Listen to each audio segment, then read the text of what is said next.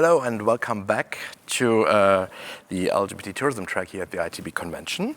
Now we are coming to our final roundtable for today. We have the Global LGBT Leadership Summit, and we want to show you some effective ways how we can make the world a little bit more inclusive for the LGBT community. And we have some great panelists with us today here as well. We have Annette Pampel from Coca-Cola Deutschland with us today. We have Pavel Subrt from EastMeetsWest. Hello to Vienna. We have Martina Kohlhuber. She is from the organization committee for the Gay Games Munich 2026, which is the candidate city already for the Gay Games. And we have Fabienne Stordiau. She is from the German LGBTIQ business chamber, so hello to Cologne. And we have DJ Doran from Equalitasmedia from the US. And I want to hand over to David Downing. He is our moderator today for this session. So hello, David. Hello to St. Pete, I think. Guten Tag, Schatzi. How are you? How are you? I'm fine. Thank you, David. Very good. Well, thank you for the beautiful introduction. And yes, I am David Downing. Very happy to be doing this today. And thanks to everybody at ITB and thanks to our panelists today for agreeing to do this and putting this together. What I'm going to do, though, instead of introducing the panelists individually, is I'm going to let them do it themselves because I think they do it best. It's such a great international group here coming at from so many different angles. So let me throw it right to Fabienne. Fabienne, we'll start with you. Thank you, Dave. Yes, hello, this is Fabienne. I am born to an Ethiopian and Armenian mother in Ethiopia and a Belgian-Austrian father. So I come already with a diversity background. And I have also found out that I'm a lesbian and married to a woman. So that's also great. And I'm very proud of that.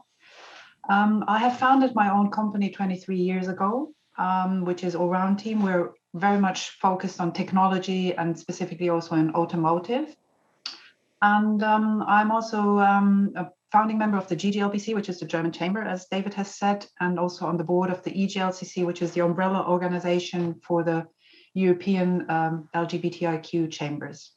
That's awesome. And you were admiring earlier how this Zoom makes your hair look, right? Yes, it's really impressive. As I haven't seen any hairdresser for such a long time, it's making my hair really nice and tidy. Everybody has this crazy Zoom hair going. I think it's the background. Yeah. DJ, sir. Yes, thank you, David. Thank you for inviting me to be part of this panel. My name is DJ Doran, and I am the president and CEO of Aequalitasmedia, based in the United States. It is the umbrella company for the Out Voices brand, and Out Voices is in Phoenix, Nashville, Kansas City, Chicago, and soon to be New York, I hope. We are also the organization that founded the Equalitas Content Creators Association, which is an organization of content creators that meets annually to share experiences and best practices. The Gay Travel Business Network, which is a network of business-to-business leaders that want to connect and do business with each other, primarily with CBBs, DMOs, and other businesses, LGBT travel-related businesses. I've been in publishing for about 15 years. And like I said, we publish about 5 titles now, including Gaycation magazine, which is the second largest LGBT travel magazine in the United States. Great. And I understand you have a beautiful husband. Yes, thank you, David. Gosh, I keep forgetting him. I'm married. I have a husband. We've been together 19 years, married for a couple of years. We have a daughter and 2 beautiful grandchildren. Awesome. And I understand you also build airplanes, but that's way too much. He sent me a picture of him flying the other day. Hope he built it. Annette, how are you? Welcome. I'm fine. Thanks for having me. I'm Annette. I've been working for Coca-Cola for more than 14 years now. At the moment, I'm working as a diversity and inclusion consultant at Coca-Cola. I'm also the founder and head of the LGBTIQ Rainbow Network, which is an ERG, a network for our people in our company. I do also some voluntary work for the German Lesbian and Gay Association, LSVD, in the region of Berlin-Brandenburg. I'm the board member there. And I'm also working for, or I'm a member of the core team of the Berlin network called Queer Staff Network, which is an organization that is for many different ERGs from various companies in Berlin, and we do some initiatives and events throughout the year, virtually at the moment.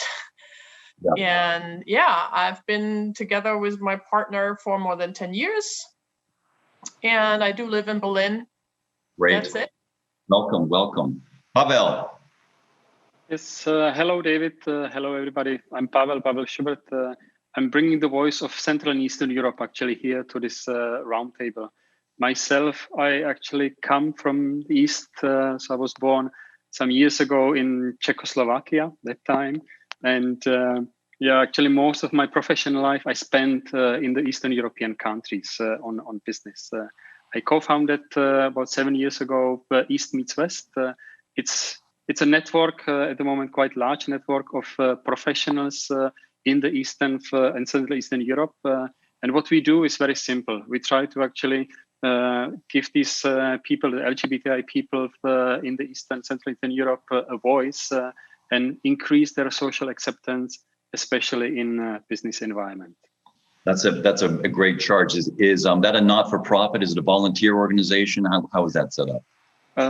It's actually something what I do next to my paid job. So it's evening, nights, weekends, and any time when my husband is not behind me and watching me.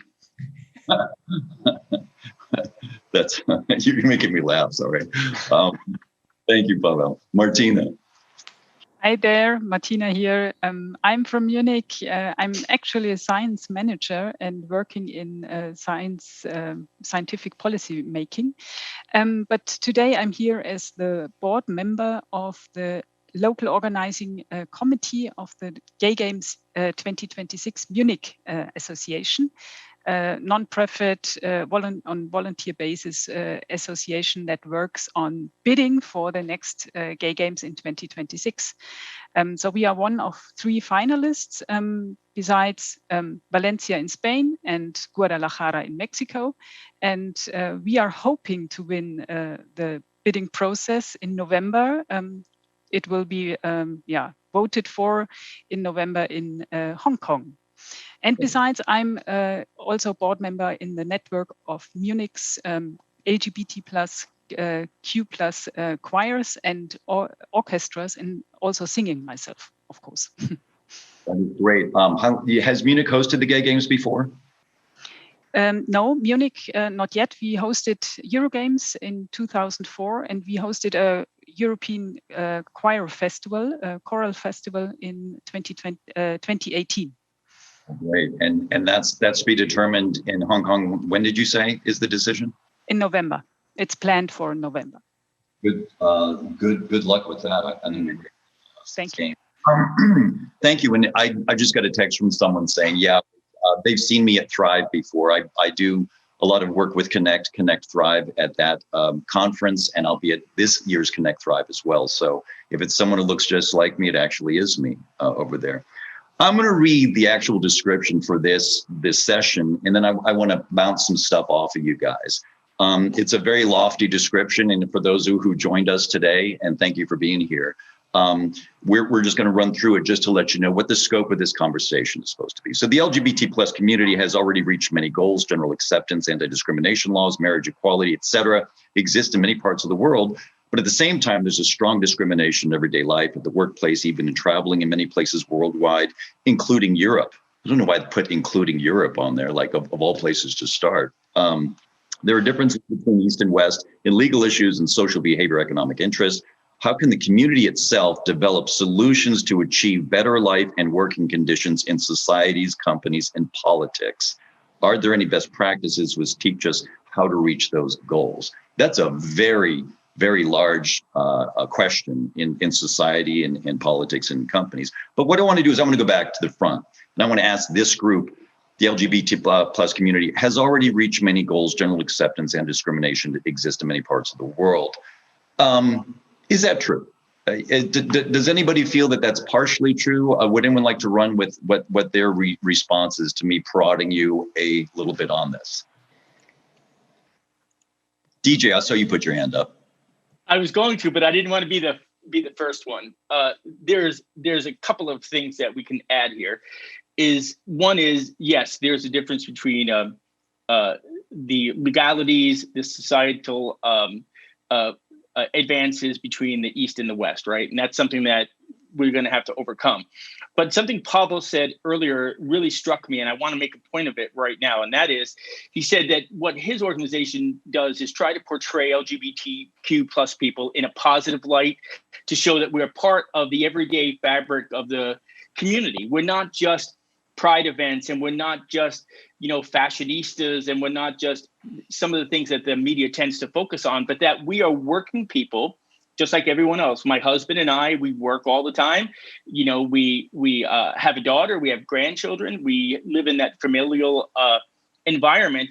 And one of the things that I'm trying to do across all of our media platforms is portray LGBT people as everyday people. We are part of everything. We are engineers, we are pilots. Like I am a pilot. I was a pilot in the Air Force for 23 years. I wasn't able to come out while I was in the Air Force, but thankfully that has changed. But in business, when Pavel said, people still don't do business or want to do business with gay people, or they don't want to be out in their businesses for fear of losing customers. I remember this. I remember that. I remember negotiating for a hotel transaction, and the seller of the hotel found out that I was gay and then canceled the negotiations. He didn't want to do business with me. Had nothing to do with the deal. It had to do with that. And I realized then that we have a lot more work to do. So I think one of the big talking points that I will push forward in this panel is, how do we portray ourselves in a positive way that reduces the level of fear that people have because they don't understand what our community is about? And that's a uniquely American point of view too. DJ's in Chicago, and my question for our European friends is this: in America, these great leaps we have toward equality, toward anti-discrimination, seem to happen and can frequently happen one step forward, two step back. We get an administration or something passed, and then a little bit later, it's either tweaked or set aside. Do you feel the same conditions in Europe, or the same frustrations in Europe, or how would you categorize, if there's any difference, if we want to talk about those two areas? Annette, do you have any insight on that? Well, I think this is a real complex question, because society is complex. And if you just look at different countries, even within Coca-Cola, we are a group of 13 countries in Western Europe. And even there are many differences between Iberia, France, GB, and Germany, for instance, or the Benelux. So you do have different conditions, not to speak of Eastern Europe, as I think Pavel can talk about. And even then, you do have differences between rural and urban areas. And for me, living in Berlin, a lot of things seem to be easy, but just going a couple of miles out of the city, it might be different. And this is something you can't just answer in one sentence. It's really a complex thing. And we just figured that out within our company when we just decided now to try something like a Stonewall audit within all countries of CCEP, and we will see what this will bring out, because we do have totally different conditions in the countries, and even legally. So we will see what's coming out of this. Annette, just real quick, Stonewall audit. Talk me through that. It's something like the equality index you have in the US. Okay. Stonewall is an organization that is in charge of LGBT rights at the workplace in Europe, or especially in GB. We do have some organizations in Germany and in Netherlands, like Workplace Pride or Proud at Work in Germany. So since we are a European organization, we just decided to do it from the British side out. But we also did the Pride 500 seal, which is a German seal, checking out in an audit kind of way, is the company that applies for that seal, is that offering protection, support, and equality to LGBT plus people. So we received the seal for 2 times, and we now apply in the next couple of years for the Stonewall thing. And I know that Coca-Cola is at the Equality Index in the US for many, many years on the top 100. Awesome. Fabienne, did you have something to add to that? Yes, I think as we have all recognized that it is a complex topic, I would like to put the issue into actually the essence for me in all this discussion. We always talk about diversity and inclusion, and there is always this running and this saying that is going along so often and so publicly, which says diversity is a fact and inclusion is a choice.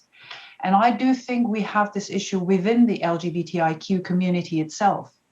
And I think from my perspective, the major discussion that we will have to have at some stage is about privilege.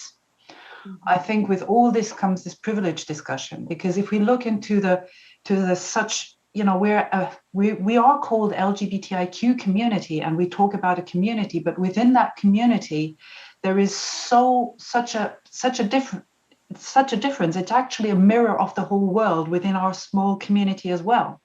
So there is a lot of topics that are, you know, we're fighting as an LGBTIQ community, but within that, within our community, we need allies to help us to get this visibility.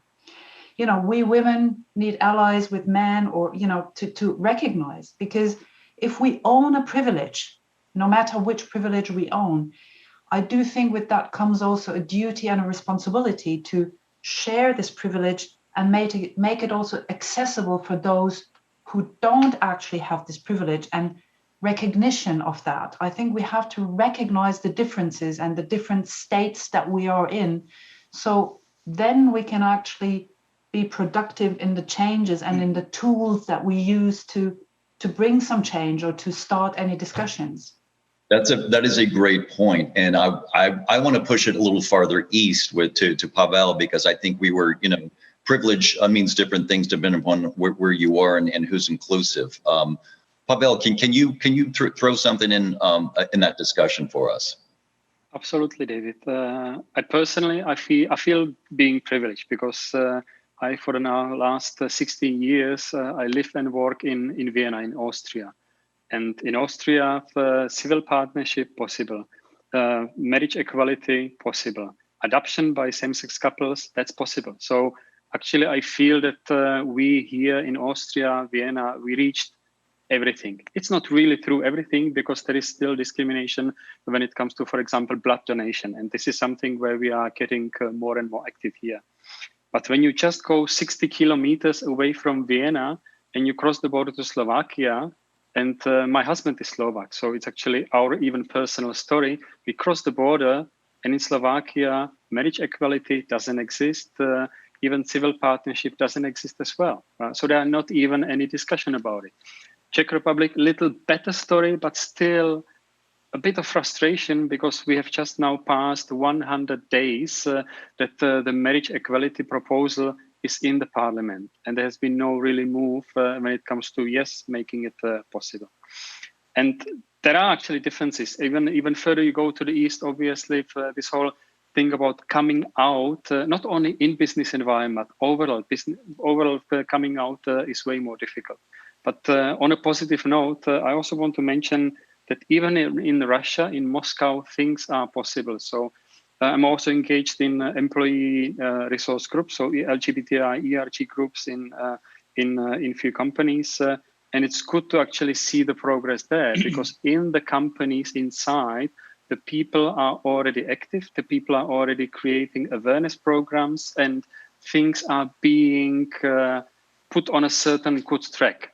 It cannot be yet ventilated so much on the outside because of the legal constraints, but I'm happy to see that actually inside the companies, this is getting the right way. That's amazing, and you're right, and thank you for bringing something positive to that. What do you think is driving that? Do you think these are coming from corporate? Is this organic from the employee side? How would you describe that?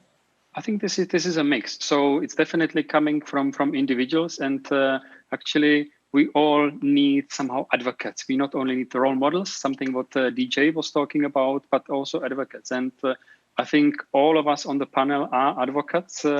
But I think everybody can be an advocate. Everybody can be an advocate for human rights. So on a personal basis, but also corporates. And we should not forget actually what power corporates have currently in not only the business environment, but also on the country level, and also the reach out to the politics they can do. So here actually, yeah, it's quite promising, I must say. On an influence level, DJ, I'll get you in 1 second. I want to throw Martina for a second. On an influence level, Martina, you're working hard to see the gay games come to Munich. What effect do you think that has? Is it an inward-looking thing? Are the gay games only important to the gay community, or is it really more of an example inclusion? Can you talk us through that? Well, in the case of Munich, we try to get the games into the city, into the heart of the city, so that we are visible in the city. We are visible with cooperations with companies and with the city of Munich.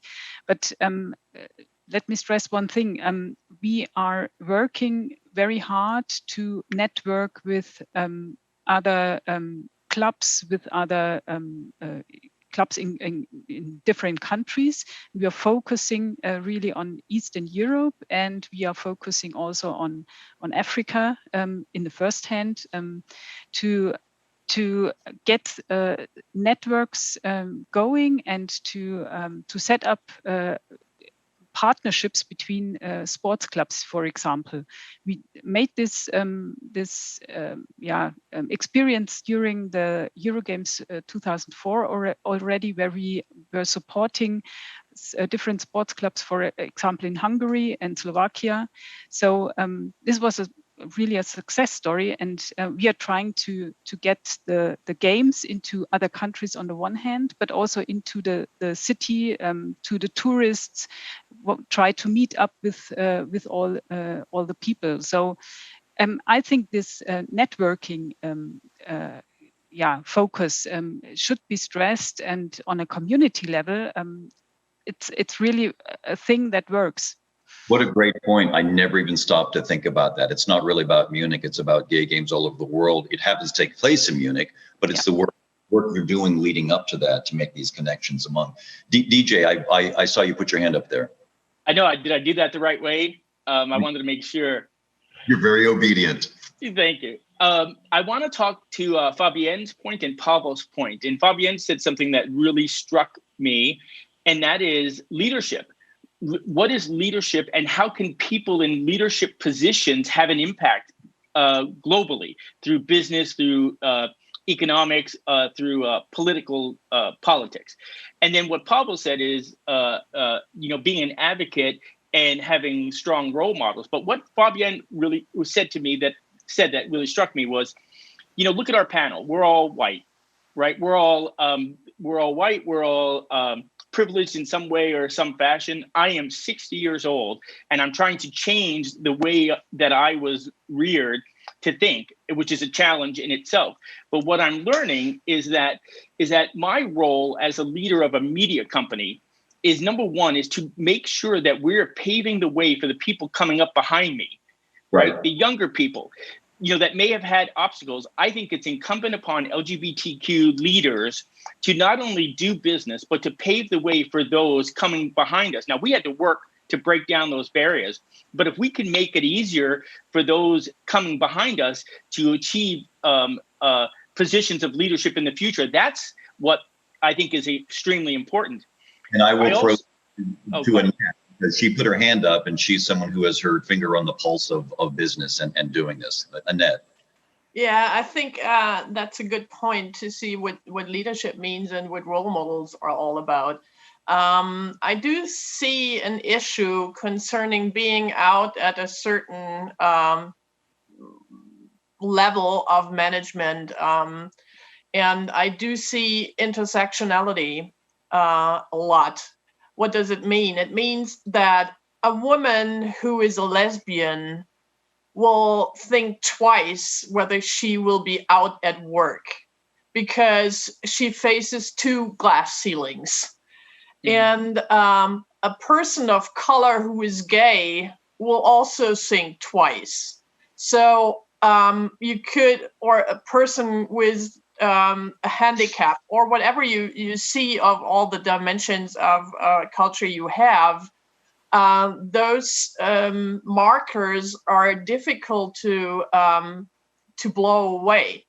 And what we see is, for instance, most of the networks, at least in Germany, are led by males, by gays.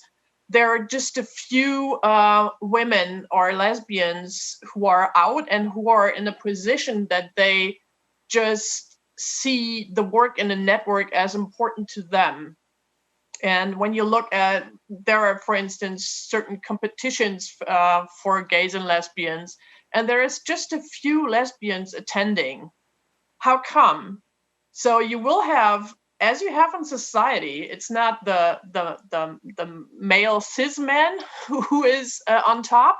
If we look at LGBT things, it's the male gay man, white gay man in a certain age. So we do see that a lot of levels of intersectionality is also influencing what we have as role models. And I think the more people who are out, as DJ and also Fabienne mentioned, it's important to see these people and give them a voice.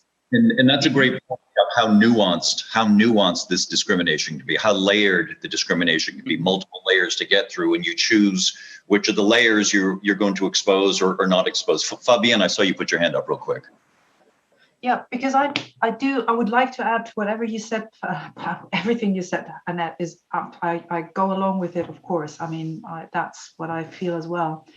But I want to also bring this word patriarchy into the discussion as well, because however it is, we live in a very patriarchal world. And as you have also said at the beginning, David, there is also, it depends on who's suddenly voted into being a president or not. So the influence, whatever you gain, it can also be lost very quickly. We know from Pavel and Poland, for example, that Poland was actually quite forward, and then suddenly there was, a backlash because of the church. So living in a patriarchal world and being, having more diverse points, as Annette says, whether you're, male and gay, or male, gay and black, or whether you're female lesbian with a migration background.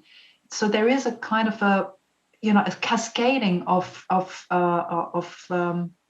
privilege, and so we come privilege, patriarchy. I don't know. Is there anything with a P again that comes with it? Position and power and everything. So we could call it triple or cripple P. This is what we have to break down, and this is where we have to find a way to bring change. These points are excellent. I love how nuanced this discussion is. I think only a group of coming from these different backgrounds would be able to identify those and articulate them like that. I'm going to change gears here for a minute because DJ offered up that he was 60 years old. Happy birthday, DJ. Thank you.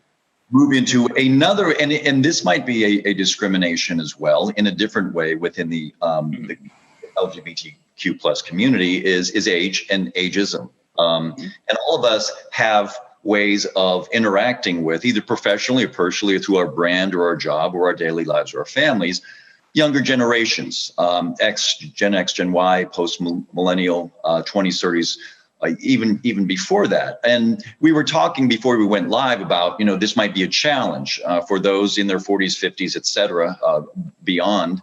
That we grew up in a community where it was really intrinsically important to meet people in person, and those bonds that you would get from meeting people. My experience with a much younger generation is that digital interface, is that there's no such thing as a club because this is my club. This is my phone disappeared, but there it is. So, and I'll just throw this out there to anybody and run with it however you want, but what are the biggest challenges you see in engaging authentically in whatever way you were talking about, professionally, personally, through your job, whatever, with a generation that really kind of grew up checking completely different levers? And I'll just give you a real quick example.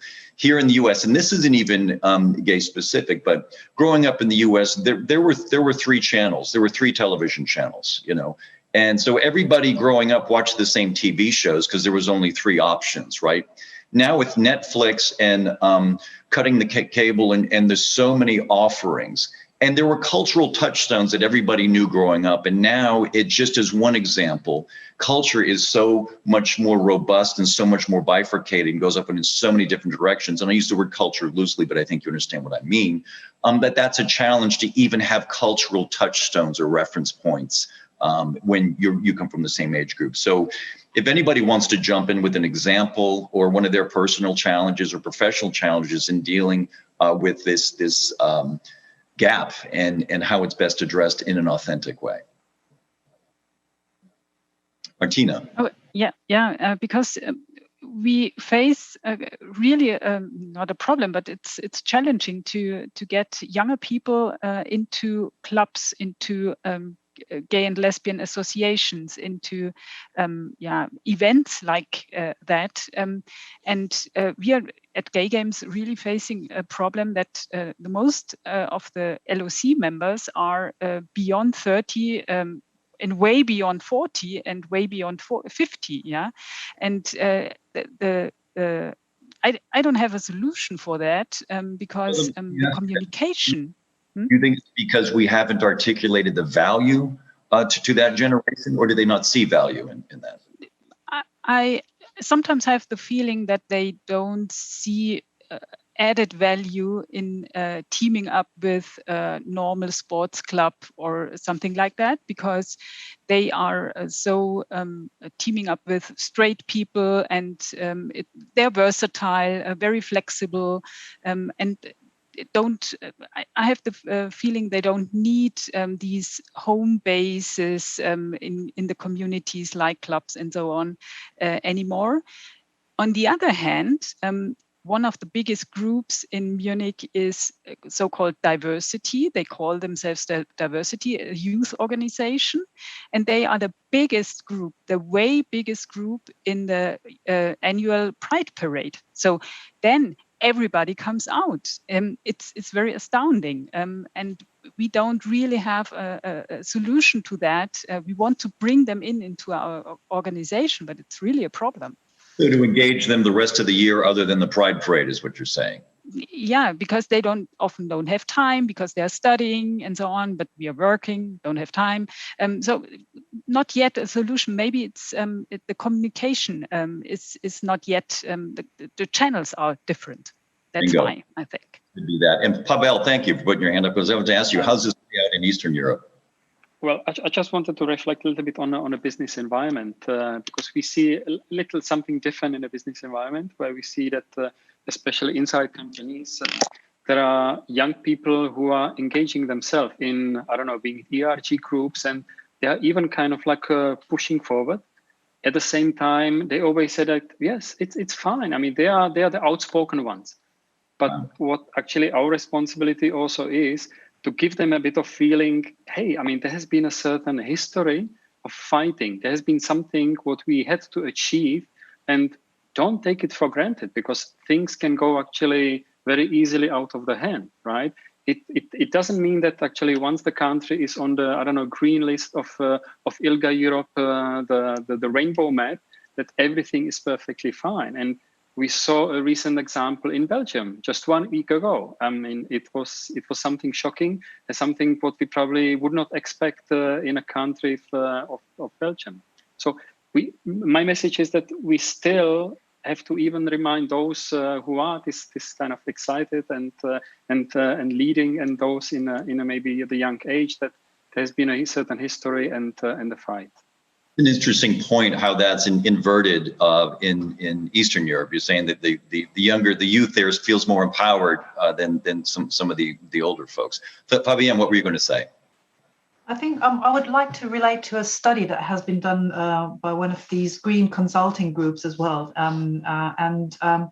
They have found out that the top 1 criteria, for example, for talents that are looking for jobs, who come from university and everything, and top talents, their top 1 criteria is if those companies do have a diversity and inclusion program in the company. And also coming back to what Martina you said, young people now, because we support a lot of youth group here in Cologne anyway, and what they have said to us is actually the youth is now more dedicated, not going into a place where they are with LGBTIQ, but they actually decide by music or by the actors or by the major point why you're going out has changed. We would go anywhere if it was just called LGBTIQ, because we knew that's where we're going to be, because we didn't have that much opportunity. So this is our age with our young 34 years. I could go on for 2 hours we could talk all day with this group, and we've only scratched the surface. Unfortunately, we only have about 2 minutes left. But I do want to give everybody a chance here to give me one of your hopes and one of your fears for the LGBTQ plus community moving forward in the next, let's say, half decade or decade. Real quick, like 10, 15 seconds. DJ, throw it to you first. My biggest concern being in media is that we're going to lose our ability to have a free exchange of thoughts and ideas and be able to discuss those ideas, even if we have different ideologies, in a civil way and a productive way that goes to greater understanding. That's my biggest fear. Hope. I'm going to push it along. There'll be a lot of time. What's your hope? My hope is that with this new president in office in the United States, that worldwide we will calm down and people will get back to work. Brother Martina, a hope and a fear. Fear is really experiencing a rollback in the rights we're fighting for, as we see in Eastern Europe partially. But my hope is that through networking with between countries, with associations, with community groups, between cities, really practical programs and projects, we can support each other. That's a great hope for me. Pavel, just give us a hope. What's your hope? Sounds like you have a lot of challenges. I would say in a business environment, and not to repeat what the other panel said. I mean, in business environment, diversity and inclusion, I think we have made a progress when it comes to workplace inclusion and diversity. But I think now it's a time, especially in Europe, also to look at maybe small businesses. Do we give them the opportunities that LGBTIQ businesses are part of supply chains? I think now it has come to time that they deserve to be included. Very good. Fabienne, one more. What's your hope? My hope is basically that through good leadership and good role modeling, that we can allow privilege to be shared and made accessible. Beautifully put. Annette, a hope or a fear? You can choose whichever you want. I do have the hope that our organization is going forward in what we do right now, that we put inclusion as a #1 strategy goal. And this is, if I look back, this is really a real big step forward. And I do love what we do. And my hope is that it's much more easy, that it's just easier for people to come out at the workplace and to be proud to be out. And because our companies are the mirror of society, and if you're accepted there, and if your colleague is accepting you and seeing you as what you are, and is recognizing you, and you belong, then this is a major thing that we would achieve. Well put, well put. Yeah, I'll tell you what, my hope is that I get to talk with this panel again sometime soon, honestly. Thank you all for this. Fabienne, DJ, Annette, Pavel, Martina. This has been a wonderful group. I think a very insightful and enlightening. And I just want to bring this group to the bar afterwards and have some drinks and continue the conversation. So Sold. We'll meet you guys there. Anyway, thanks again for joining us here at ITB Virtual. We're looking forward to getting together in person sometime very soon. So we will throw it back to my friend Thomas in ITB Central. Where are you, Thomas? Are you there somewhere? There they are. Here we are. Thank you so much to everybody. Thank you, David. Yeah, thank you, David, and thank you to the whole panel. It has really been a pleasure to listen to your discussion. And my hope actually is that, we will have the opportunity next year again to come together personally, or maybe in a hybrid way. But that we will have a whole day again, because this LGBT Global Business Summit is supposed to be a whole day event, and we had planned it for 2020. It couldn't happen, so we are very happy that we had at least this wonderful discussion today. But let's go for next year, and let's physically meet again, and let's work on it, because there's a lot of work still to be done. So thank you. Yeah, thank you also. Thank you for having us. Thank you. Thank you also from my side. So I also want to thank you, our sponsors and partners this year. This is the Italian National Tourist Board, Annette. Thank you to all my friends and partners, our friends in Italy. And also thank you to the Spanish National Tourist Board, Turispaña, to be with us this year. So tomorrow, don't miss the LGBT happy hour at 4 p.m., from 4 p.m. to 4:30. We will have the ITB LGBT Pioneer Award giving out tomorrow. We also have the final of the silent auction for the IGLTA Foundation. So you still have time to go for it, yeah? It's online. So it's in the LGBT Cafe in the IGLTA Foundation meeting corner. You find the link where you can go on the auction platform and bid for great hotel vacations, and it's all for the IGLTA Foundation. So we will see you tomorrow for the happy hour, and then we are looking forward to have you there with some fun drag entertainment. Thank you.